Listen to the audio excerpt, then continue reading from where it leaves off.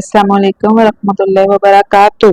आज हम सूरह बकरा की आयत नंबर 37 पढ़ेंगे, जिसमें हमें तौबा और अल्लाह की रहमत का एक खूबसूरत सबक मिलता है। फिर आदम ने अपने रब से चंद कलिमात सीख लिए तो अल्लाह ने उनकी तौबा कबूल फरमाई। बेशक वही तौबा कबूल करने वाला नायत रहम करने वाला है। अल्लाह ने उन्हें माफी के कलमात सिखाए। ये कलमात दरअसल अल्लाह से सच्ची तौबा की राह थे। इंसान जब भूल या खता करे तो अल्लाह की तरफ पलटे। अल्लाह ने आदम की तौबा कबूल करके अपनी रहमत दिखाई।